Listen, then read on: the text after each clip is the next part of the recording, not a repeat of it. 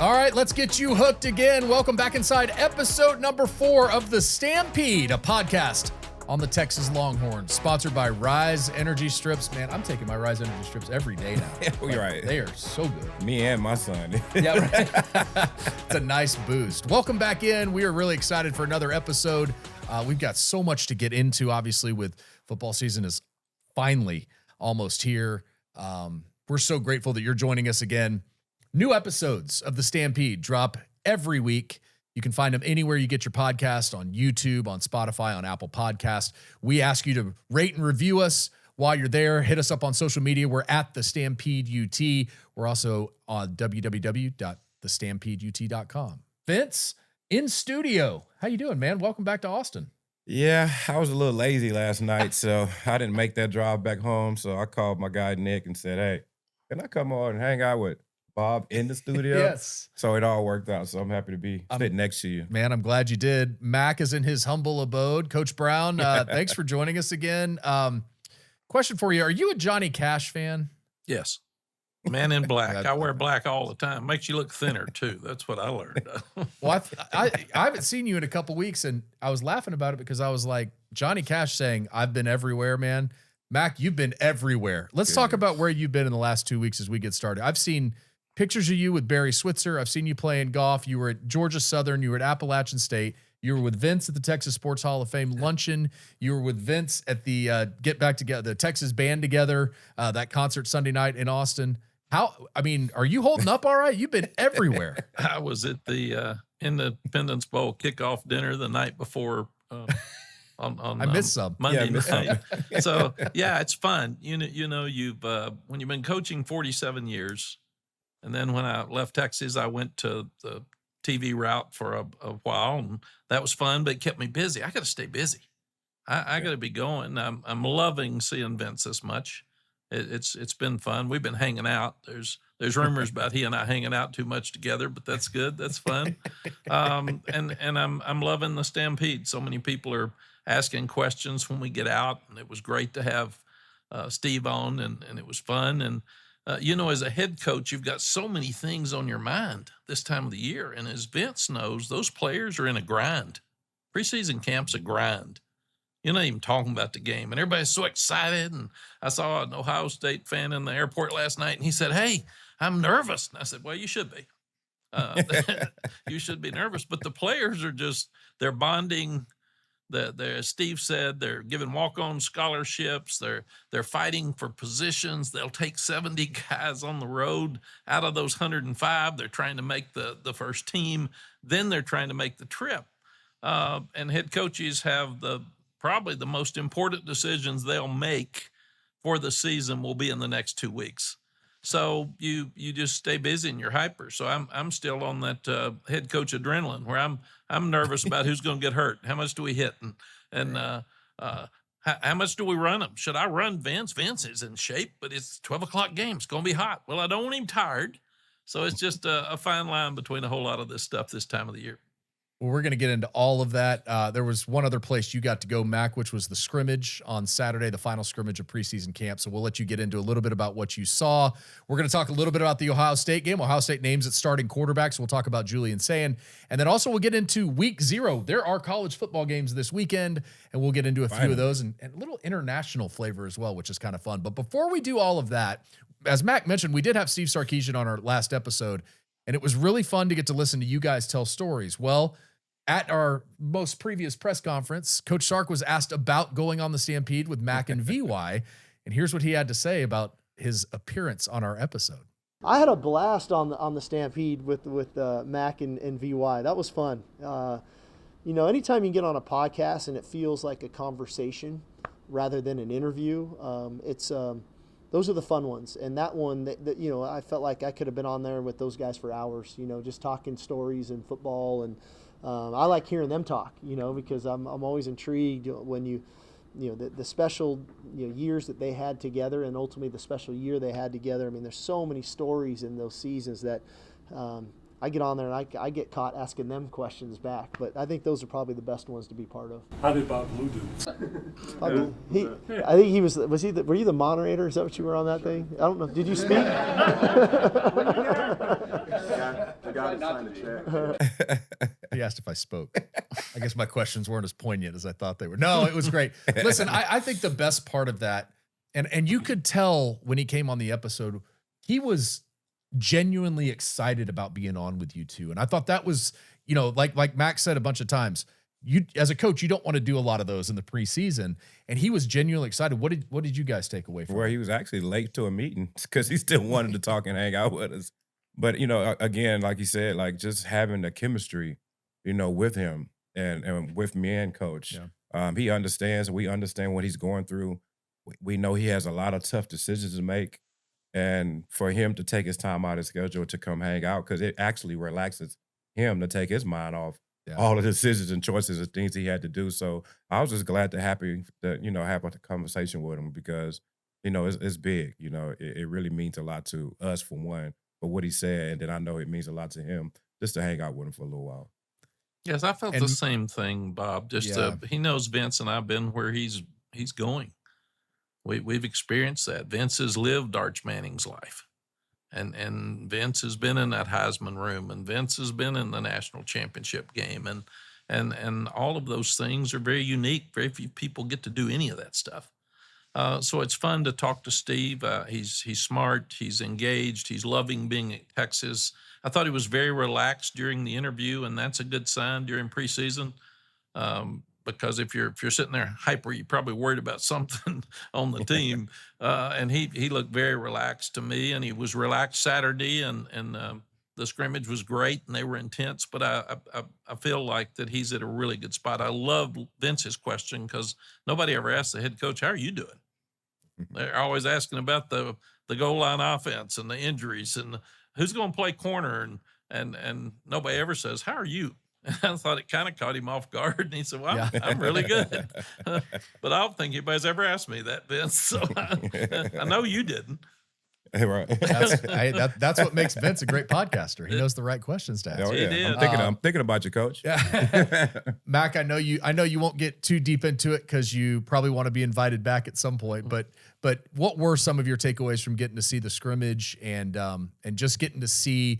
Obviously, not a lot of people were inside the stadium for the Saturday morning scrimmage. What were some of your takeaways? Yeah, Steve invited me as a friend, so I didn't go as media, and media was not in the scrimmage. So I love seeing so many ex-players there. I saw the Shipleys and Ricky Brown and Casey Studdard and Michael Huff, of course, on the staff, and Dwayne Akina, getting to see him. I had played golf with Kenny Baker during their NIL fundraiser, so it was great to see Kenny and see all the success he's had bringing in guys. And what I will say is I got to speak to Steve before the scrimmage, and they were very organized. There was a lot of enthusiasm and excitement for that time of the year because this is the tiredest they'll be all year. That scrimmage 2 weeks before the game is the one that you're really worried about people getting hurt because somebody gets rolled up because they're just exhausted, and all they've done is football. So I thought it was very physical. They competed really hard, and I walked away impressed with their organization and the way the kids were competing. Vince, let's talk about that from a player's perspective. First of all, Quintravian Wisner, Jelani McDonald, and Trevor Gooseby all dinged up in the scrimmage, but Sark said they're all going to be fine. They're holding out Trevor a little bit during practice this week just to make sure. But you're 2 weeks out from a player's perspective. How impatient are you? Because you're so ready to play a game. It's been 8 months now. And then on top of it, now just as a fan, how impatient are you? And then more so, just what do you want to get out of the next week and a half? You've made it through preseason camp without really any injuries other than the one to Andre Kojo. What's your perspective as a player as you're a week and a half out, week out from the Ohio State game? Yeah, I mean, first of all, it's just getting through the day. Because like Coach just said, like you're tired, you've been banged up, you've been going football, and that's all you've been doing, eating and sleeping and waking up and doing it all over again. So the main thing is just like the emphasis of the different situations. Mm-hmm. Okay, first of all, I got to get the guys out the huddle, make sure everybody's in the right position at a good time on the play clock, just in case I have to change some things. O-line have to do some things, get guys in their emotions. That's one factor. Making sure everybody's on the same page. Second thing is now we gotta um, complete it. Like make the play work if the play is called. It's second down, second and 3, third down, whatever it may be the situation. We have to take it to another level and make sure it's like it's time for get to game time situation. Because of the fact if we still making mistakes right now, we finna have a long season. And Coach Brown is finna yell at us. He's finna start practice over with. He's in his mind like he have his little pen, that little paper he has. He's jotting that stuff down.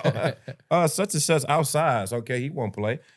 This guy, yeah, he's jotting it down. So Okay, he won't play. you don't want Coach to be get on that piece of paper you have. So my main thing as a leader is trying to make sure as an offense standpoint that we're focused, that we understand this is a goal line. When we get in this area, we have to protect the ball. We have to move the chains. We have to get in the end zone. If it's third down, Coach already knows I bring the guys up on third down. Hey, guys, that's top. Let's dial in. We need to be 50%. We need to be 60% on third down. We're going into Ohio State, a hostile environment. If we don't have our third down right, we're going to be on the sideline putting too much pressure on our defense with that type of offense. So all these are points that I'm looking at as a quarterback standpoint is making sure my teammates are focused and prepared and ready to go. And it's time for us to move forward and get ready for the game. Okay, so let me follow up with a concern then, because Sark talked about how the pre-snap penalties were a real issue last week before the Saturday scrimmage. It got better on Saturday. But this is a very inexperienced group that's going up to play Ohio State. Last year we saw at Michigan, Cameron Williams with some false starts early. Yeah. Just getting used to the environment, those kind of things. How concerned are you with a basically first-time starter, 4 of 5 new guys on the offensive line?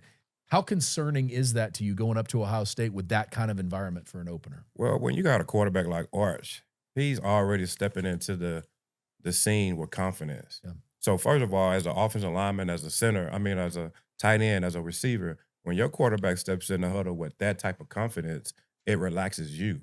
One of the things that a lot of people don't talk about is that drive of the USC game. A lot of people was saying Vince Young went in and said something. I actually didn't have to say anything. When I walked into that huddle, Casey Stutter, Jay Scott was already letting guys know, hey, let's not try to be Superman. We've been in this position before. Let's just do our job and just win this game. So when I stepped into the huddle, the job was already done. All I had to do was step in there with confidence and let them know, I'm calm. We all calm. Let's go win the game. So when you have a quarterback like Arch that has so much confidence in himself, it helps his teammates, stay relaxed as well. So hopefully that will happen for him. It's got to be a little easier to go in the huddle as Casey Stutter or Jay Scott and say we don't have to be Superman when you've got Superman in the huddle. I mean, that makes it a little easier, right? Coach, let's turn to the wide receivers a little bit, because we obviously heard Sark talk about what Ryan Wingo can be. Had they not had Matthew Golden, had they not had DeAndre Moore last year, had they not had Isaiah Bond, Ryan Wingo would have been like Jeremiah Smith, like Ryan Williams at Alabama. What did you get to see in the scrimmage a little bit from those wide receivers? And then when you look at the bigger picture, obviously Moore and Wingo are back, but Emmett Mosley comes from Stanford. Parker Livingston has a rapport with Arch because they're good friends. They've thrown a lot over the last year. Yeah. But other than that, it's 4 freshmen that are all expected to be playmakers at some point. But this is a very inexperienced wide receiving core. What were some of the things you took away from those wide receivers? Yeah, but first, let me say too, from Steve's standpoint as a head coach, he's got to make all those things Vince just talked about happen. Do you do the third down situations live? Do you do them first team against first team? Yeah. Do you try to simulate Ohio State with your second team and your scout team? When do you hit C.J. Baxter? He's got to be hit some, but when does that one more tackle get him hurt and you lose him for the game? When does that young freshman defensive end that an offensive tackle fall into his legs because he hadn't practiced much? Or Vince coming forward breaks a finger because he hits a helmet. I mean, there's so many little things that come up that you don't want to focus on Ohio State too early, and you don't want to tell the players that, but you're constantly working on Ohio State. And they really don't know what Ohio State's doing. So in talking to Steve, their offense is so far along now, they'll be adjusting to things that Patricia, the new defensive coordinator at Ohio State's going to do, because he hadn't been a defensive coordinator in a while and they can't find out what he's doing, but they can adjust now. When you first come in as a staff, you're really not sure. Vince knew exactly what to do if they threw something new at us. And they were usually throwing something new at us when they come in, but Vince would check to this play if that came up, and we knew that. So Arch will be ready to do that. The other thing is that we couldn't hear at all when we were in Columbus. We were in the shoe. You couldn't hear the coaches from the press box down to your headsets, and that's why you have to signal. Vince signaled everything. You didn't have any live vocal counts because you just can't hear. And the same thing on defense. So that will not be as big a problem. As far as the receivers, Ryan Wingo to me is so impressive. He's nobody compares to Roy Williams. I mean, he was tall, fast. He was a freakish player. Yeah. But Ryan gives you that feel. He's big. He's tall. He can make people miss him. He's really fast. He's got great hands. And coaches constantly talked about Moore and the games that he won last year. He is kind of the Quan, the Jordan Shipley, the speedster that can make things happen when he's out there. And I know that they've all been so impressed with Mosley coming from Stanford. When you're 6'2", you're 210. I like tall, and when you got a taller receiver than the defensive back, throw it up, man. It gives you a chance. When the defensive back's jumping up to your waist, it's easy to catch those balls high. So I would be concerned about 4 new offensive linemen. It's a lot easier to play receiver than it is offensive lineman. It's a lot easier to catch a ball in space. The harder thing for the young receivers is like a young running back learning to block on the perimeter. Young running backs like Cedric Benson had never pass protected. So the first time we showed him how to pass protect, he looked at us like that. I don't do that. That's not my deal. That's not in my contract, man. Exactly. They said, no, we're going to have to throw it some, and we'll throw it to you some. But I think that's what I would say. Tight ends are going to be good. Receivers they can catch up fast. They can play in space. They've been doing what they do the whole time. When you take those 4 young offensive linemen and they're blocking a rotating group of defensive linemen at Ohio State like we have at Texas, that's hard and it's tough, especially when they're not sure where those guys are going to line up. And then people stem, and then it's hard to make the calls when the crowd's so loud. So there's that would be my concern. Nobody's concerned about Arch. Running backs are going to be great. Tight ends are going to be great. Receivers are going to be great. Young offensive line will get tested on the road, and that's that would be the concern I'd have. Okay, I'm gonna throw out one more concern, Vince. How it's been a bit of a struggle at times in the red zone for this Texas offense. Yeah. Obviously, new players, new personnel. You get Jack Andrews coming in from California at tight end. Maybe that's a nice little help in that spot. When it comes to the red zone, what's the key to scoring touchdowns? I know that sounds easy. Is it a mobile quarterback? Is it play design? Is it, you can say it's execution, but what is it? And what, Texas it's had its struggles. Yeah. What do you think the keys are? Well, the main thing is what we used to say is reserve the right to kick. Coach Davis used to say that so much when I was playing, and it made you more relaxed when you had a good kicker. That we had in our mind, if we can't get in the end zone, at least let's not turn the ball over, have more penalties like Texas did last year, and that hurted them a lot in the red zone. So we made sure that we executed the play, made sure, like how Coach just said, make sure the guys are making their calls up front. But the main thing is when you get in that area, it's a different mindset.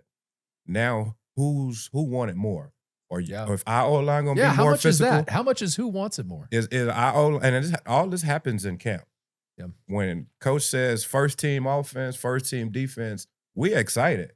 Yeah. We finna go against Rod Wright. We finna go against, Brian Arakpo, the top D lines in the country. So as an offensive standpoint, let's go out here and have the more confidence and beat their butt and get in his end zone. So if Texas offensive line, like Coach said, has confidence when they get in that red zone to feel like I'm better than you. I'm gonna push you. We're gonna get in this end zone.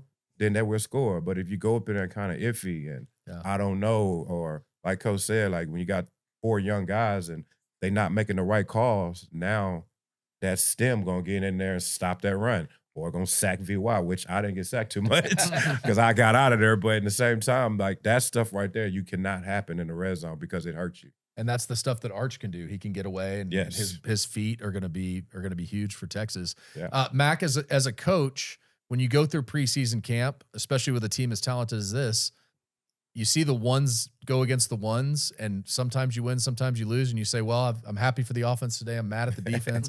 but how do you judge it? How do you know I'm in a good spot with my offense and my defense going into a season when you have this talent that's so good going against each other? First, Bob, Vince hated punters and kickers. He's sitting there acting like keep the right to kick.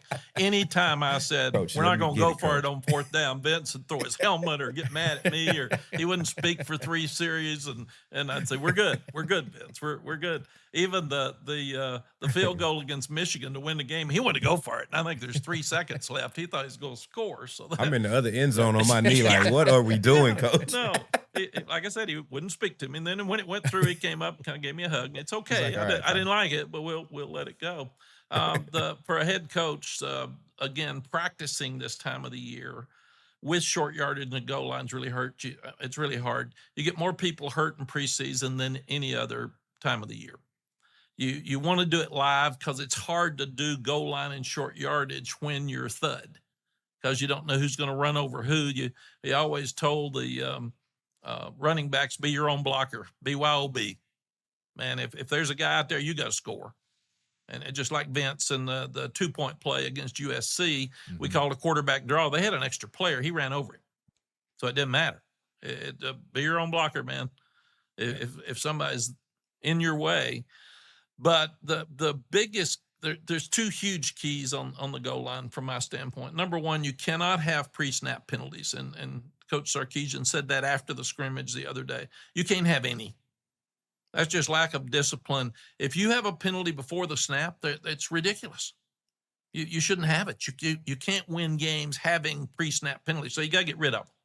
Totally. You're going to have a holding penalty, a pass interference penalty. You're going to have some things that happen, but it shouldn't happen before the snap of the ball. And then the second thing is the biggest thing on the goal line that makes a difference with offense is a mobile quarterback. We scored so much because Vince could run. And if we're throwing a play action pass and everybody's covered, they were in trouble. Just like USC at the end when Vince pulled it down and ran. That's goal line offense right there. I never worried about short yardage, 3rd and 4, 3rd and 5. When you've got Cedric Benson and Vince Young in the backfield and you're going zone read and you can throw off of the zone read, they got no chance. I mean, no chance. Who do you tackle? Who do you get? And that's what Arch is going to bring. Arch brings the feet, and he's a big body like Vince, so he can be his own blocker if he needs to on the goal line. And we would tell Vince, step out of bounds, get down, don't get hit. On the goal line, you go for it, man. You got to go score. And I think that's a huge part of it. They got good running backs. They got good tight ends. Those are huge factors on the goal line. But the biggest factor to me is a quarterback. And Archer's a pretty good one. Yes, everything that we've seen. Now we get to see it for real in about a week, which is a lot of fun. All right, we've got so much more to get into. When we come back, we're going to talk a little bit about Ohio State. They made their decision at quarterback, what Julian Sayin brings to the table, and what he'll face in this Texas defense. That's all coming up. This is The Stampede, a podcast on the Texas Longhorns, brought to you by Rise Energy Strips. We're back after this. Game days are a marathon. Tailgates in the morning, kickoff in the afternoon, and celebrations that can stretch late into the night.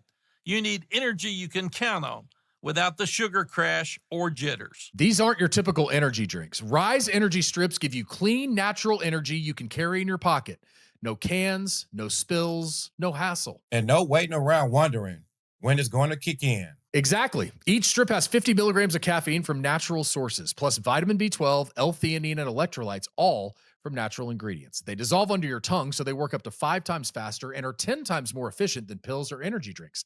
0 sugar, 0 calories, and the convenience to keep them anywhere in your pocket, wallet, or gym bag, so you've always got clean, natural energy when you need it. Yeah, I could have used these back in my playing days. It would have saved me from carrying around a can like it's part of my uniform. With these, pop a strip, fill it fast, and you ready to roll. That's a winning game plan. And now you can try them yourself. Get 25% off your first order at riseup.com/stampede. That's RIIZEUP.com/stampede. Rise Energy Strips. Smart, simple, and built for the long game.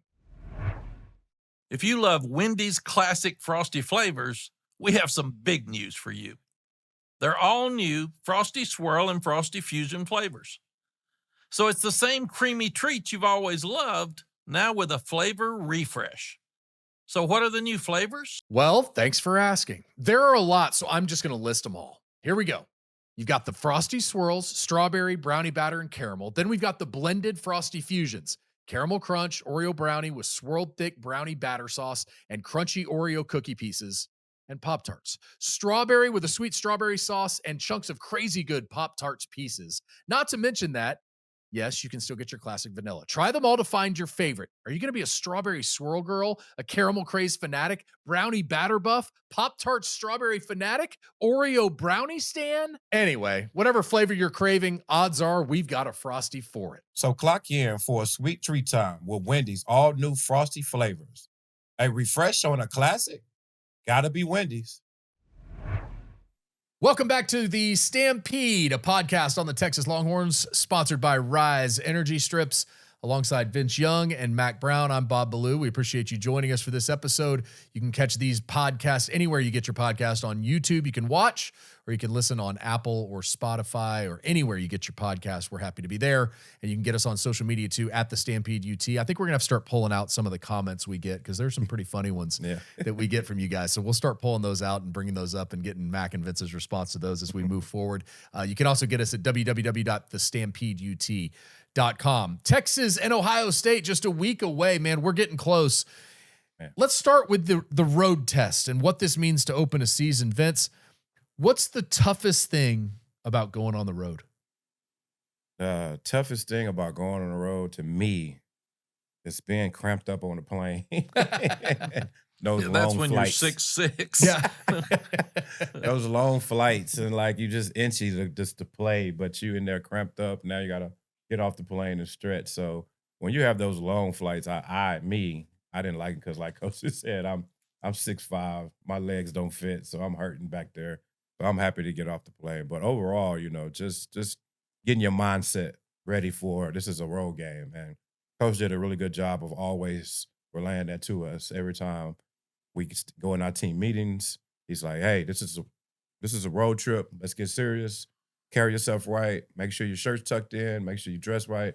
Now you can start to focus in like, okay, this is serious. This is real, yeah. This is game time. Yeah, for So, the guys got to understand that be professional and understand this. We finna go into a hostile environment, and we're going to have to be focused. We're going to have to be ready to play. Mack, your guys were really good when they went on the road, obviously. Steve Sarkisian at Texas started 1-6 on the road. He's won 11 straight. So obviously things have flipped a little bit. From your perspective, what was it you wanted your team to focus in on when you went on the road, especially into a big game environment like this one? Yeah, I loved going on the road because it was tougher. It was the toughest test that you could possibly have. And there's an old coaching adage that you better take your defense, your running game, and your special teams on the road, because you never know about the consistency of your passer. You never know about the weather, especially when you're going up north with the possible wind, cold weather late in November and December. But if you play great defense and you run the ball, and running the ball means on goal line, short yardage. Running the ball means that you can run it when they know you're going to run it. Maybe it's the 4-minute drill at the end of the game. And I say, Vince, let's finish this thing, man. We don't want to kick, and we do not want to give the ball back to them. There's 4.5, 5, 7 minutes left to go in the game. Let's make sure that we finish it on the ground. And then special teams or field position is so key, because it's harder to move the ball on the road. It's harder because of the crowd. It's harder because of the environment. Like Vince said, it's you're tired when you travel. You're taking 70 plus players. That means you've had to leave 35 at home. A lot of your buddies are at home and they're disappointed and they're mad. So there's a lot of emotion in who goes. By that time, you've decided who the starters are, and there's some that aren't happy they're not starting. So you got to pull everybody together and get refocused and make it all about you and really not about Ohio State. Ohio State's going to be themselves. They're going to play. It's going to determine, the game will be determined by how Texas plays. And that's what we talked about with USC. I mean, it's about us. It's not about them. We're a good team. We've got to play well. But that's why going on the road's fun. And there's nothing better than a celebration in that locker room after you've won on the road and you get to fly back home with your buddies and relax and have fun and laugh and get your music. And it's nothing better in sports. It's unbelievable. And to add to that, and being an underdog is not bad neither. Yeah. I enjoy being an underdog because of the fact what Coach just said. You didn't expect it. We went in there and beat you in your home field. You got to start feeling good because now, like Coach always said, like, we don't have nothing to lose. So why not go out there and give it all you got? Yeah. So if the guys are having that mindset that they don't have too much pressure on themselves, just go out there and play football and win the game and focus on just how Coach just said, it's about us.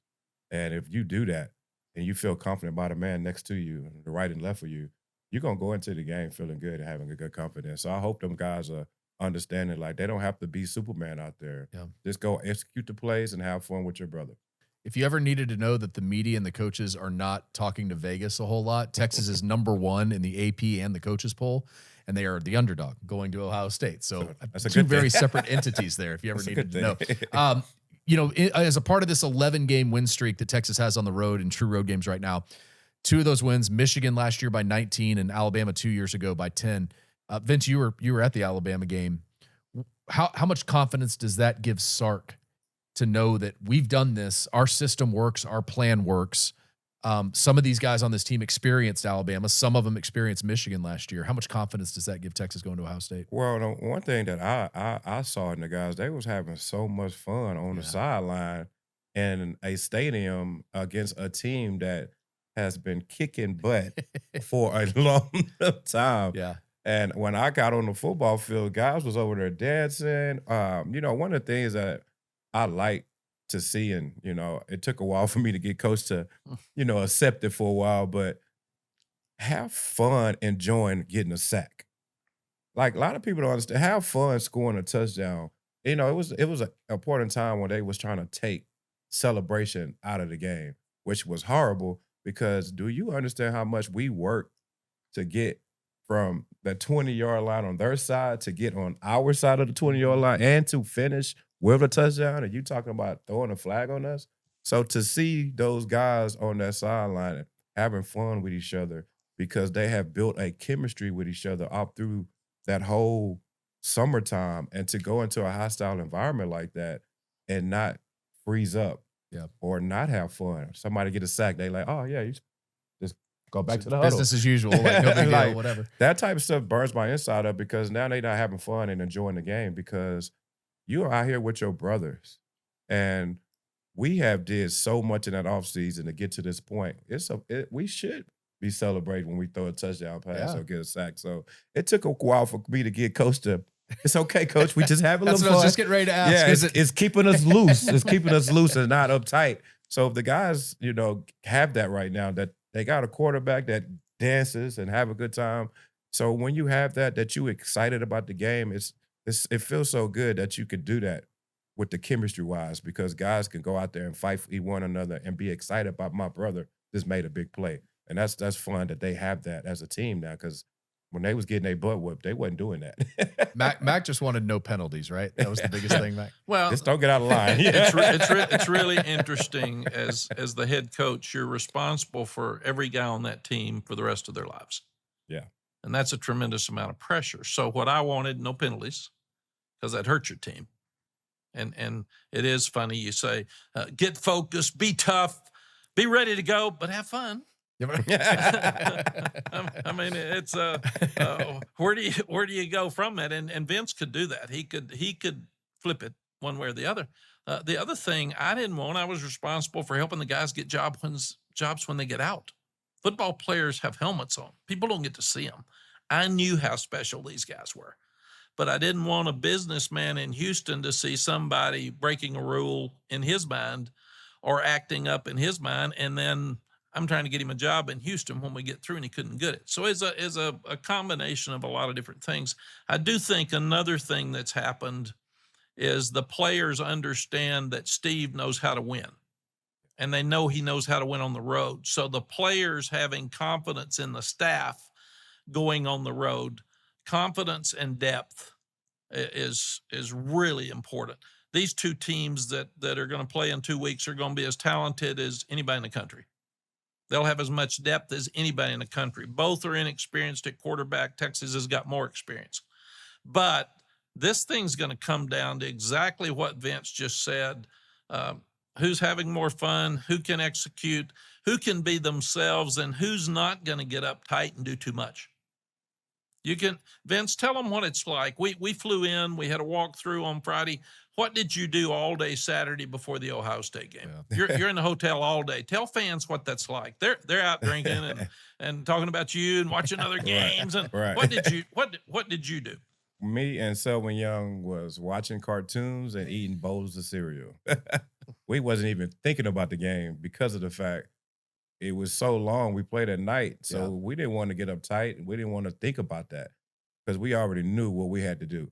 Now, what do we do to relax ourselves?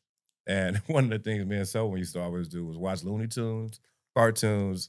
He liked Fruit Loops, and I like Cinnamon Toast Crunch. And we sit there laughing like kids watching. So y'all Bugs Bunny and everything. Looking for a pregame meal. You got Fruit Loops and that kind of Breakfast stuff. of champions, lunch of champions, Exactly. pregame snack of champions. Right. And the other thing, and it's you get the guys up, you eat breakfast. You try to get them to relax, but you don't want them to be so loud they're disrupting somebody who needs to be quiet. Yeah. And usually the offensive players are all over the place. The defensive players will be quieter or vice versa. It's totally different. And then you bring them to get them up, get them out of bed, bring them down, have a walkthrough, have a special teams walkthrough, have Vince take the offense through everything you're going to do during the day.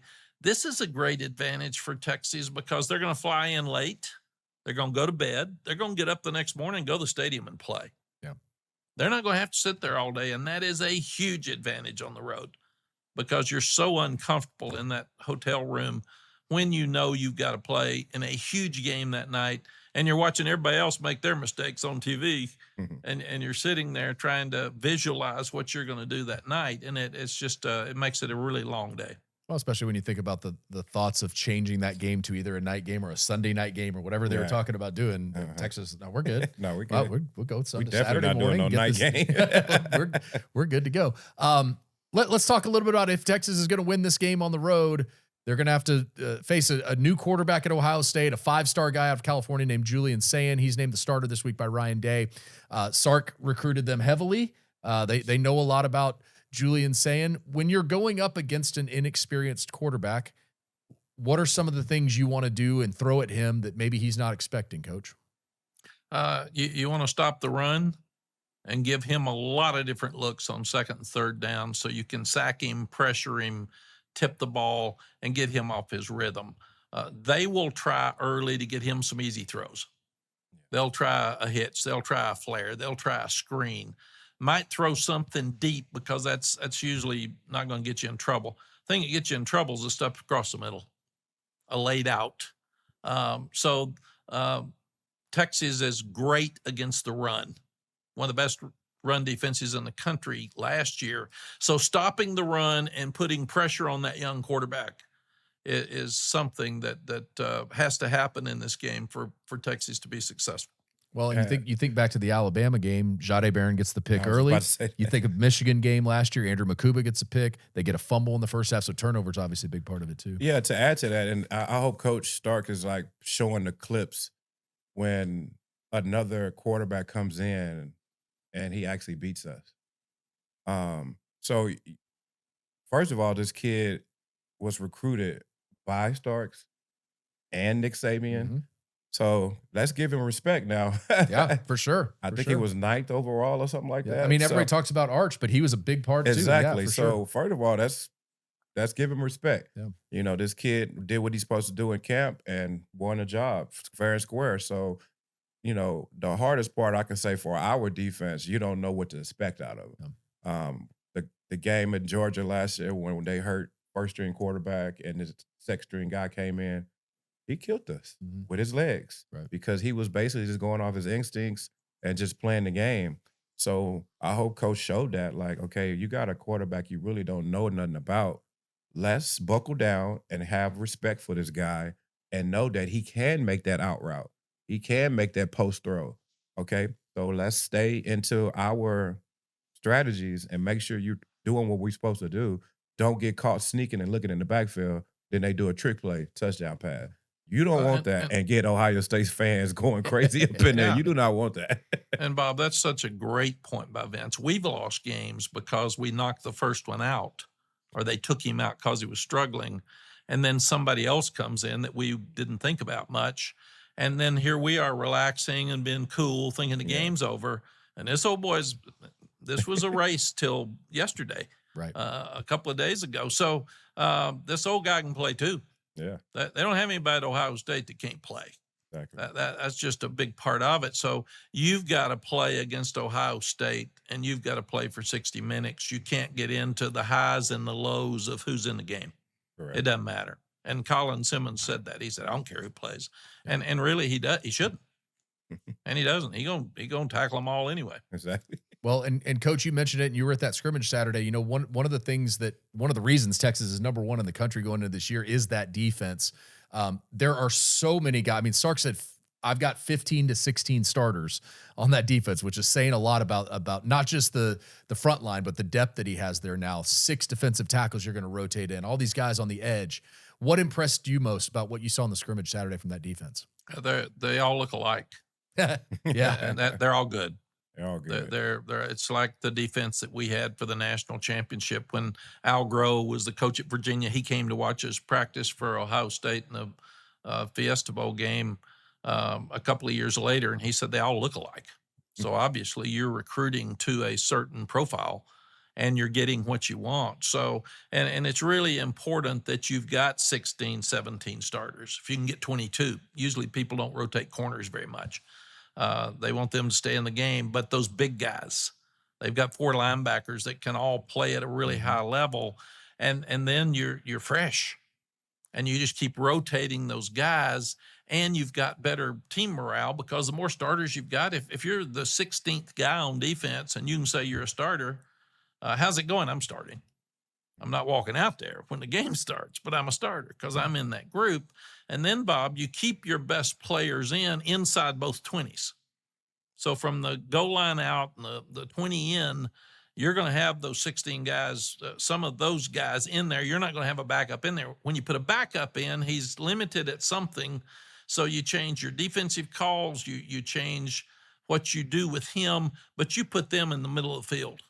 You don't put them in those red areas because those red areas are people, a lot of people call them green because they're money, man. Yeah. That's where you hold them, short punt, you go score. You're in the red zone, you got to go score. So that's a key part of this. But I love the fact that there's 16 guys he feels like are starters. We've got a full slate of games next week. We actually have a partial slate in week 0 this week. There's an international game on the schedule. We'll get into all of that as we continue. This is The Stampede, a podcast on the Texas Longhorns, sponsored by Rise Energy Strips. Back after this. Football is back, and Underdog is the best place to make picks and win money all season long. Playing on Underdog is easy. Just pick whether your favorite players will go higher or lower on stats like touchdowns, interceptions, receiving yards, and more. This week on Underdog, I'm looking at the big week 0 game in Ireland, Kansas State and Iowa State. I'm going to start with Wildcats quarterback Avery Johnson, who will go higher than 203.5 yards passing. Let's couple that with Iowa State quarterback Rocco Becht, who will go higher than 17.5 yards rushing. Those two combined, I'm going to win 3.5 times my entry. Download the app today and sign up with promo code STAMPEDE to score $50 in bonus funds when you play your first $5. That's promo code STAMPEDE. Millions of fans have already won billions making picks on Underdog. Will you be next? Underdog. Make picks, win money. Must be 18 or older, 19 or older in Alabama and Nebraska, 19 or older in Colorado for some games, 21 or older in Arizona, Massachusetts, and Virginia, and present in a state where Underdog Fantasy operates. Terms apply. See assets.underdogfantasy.com/web/play and get terms _DFS_.html for details. Offer not valid in Maryland, Michigan, Ohio, and Pennsylvania. Concerned with your play? Call 1-800-GAMBLER or visit www.ncpgambling.org.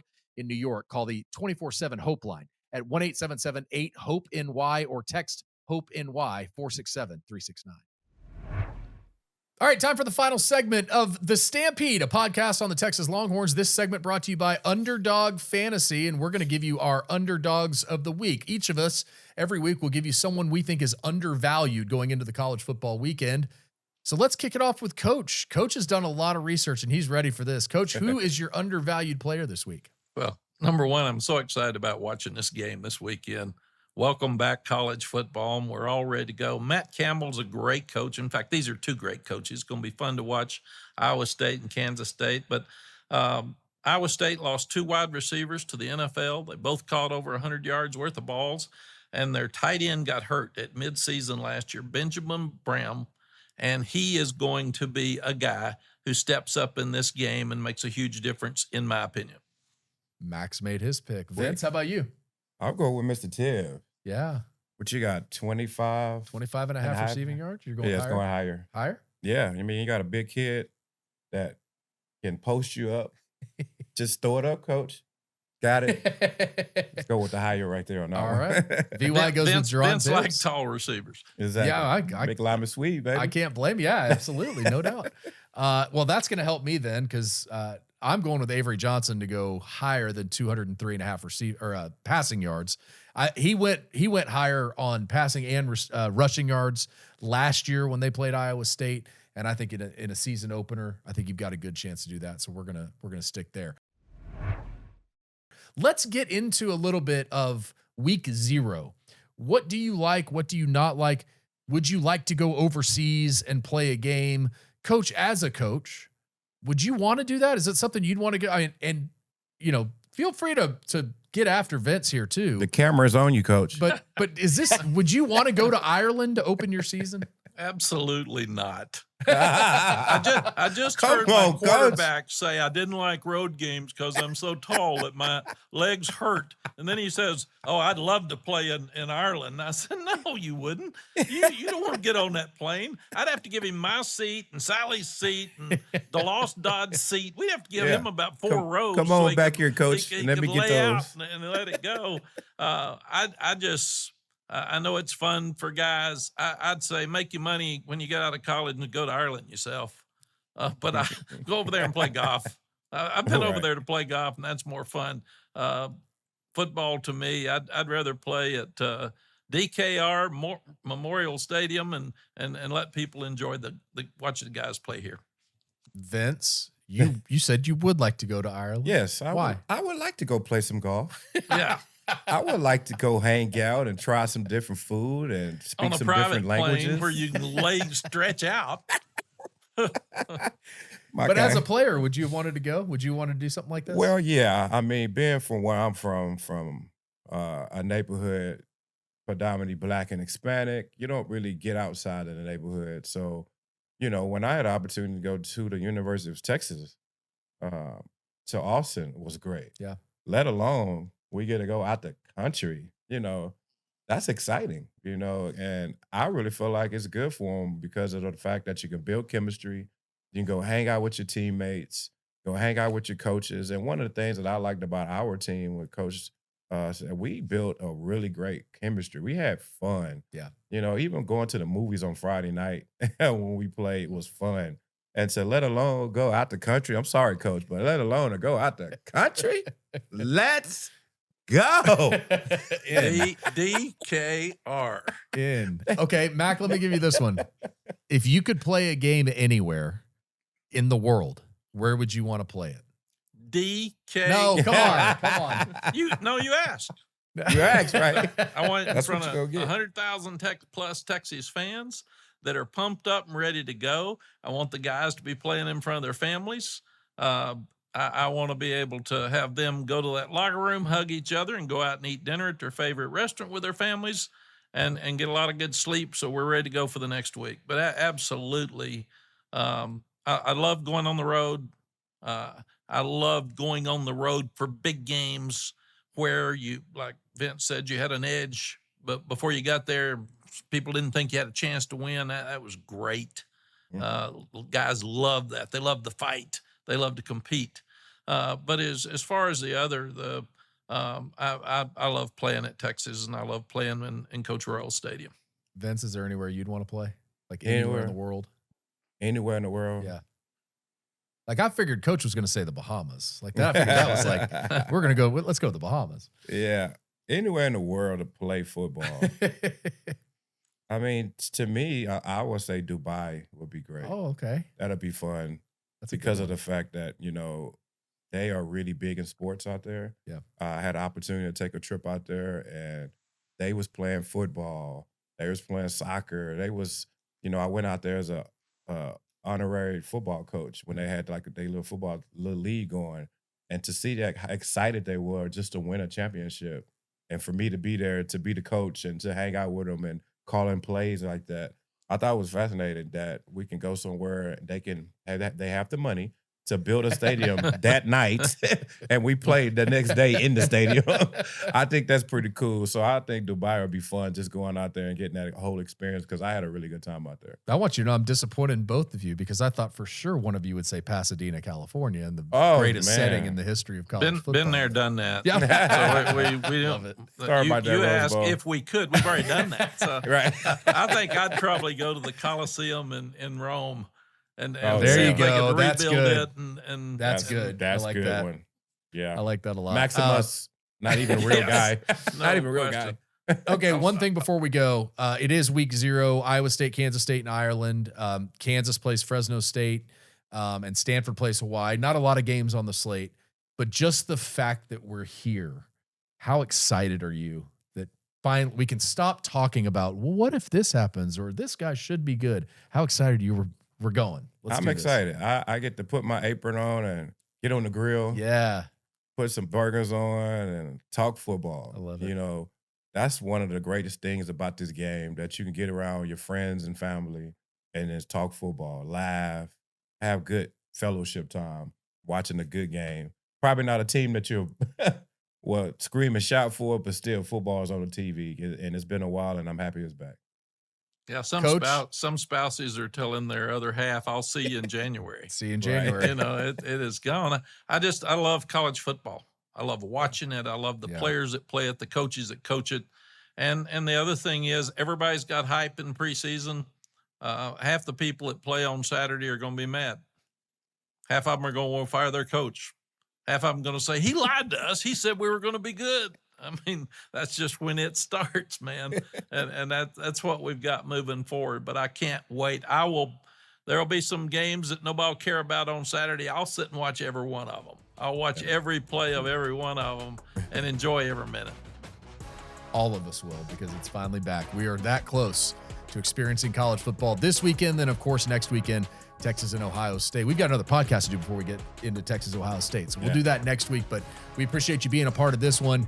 Coach Mack Brown, the quarterback Vince Young, I'm Bob Ballou. Thank you, as always, for listening to The Stampede, a podcast on the Texas Longhorns.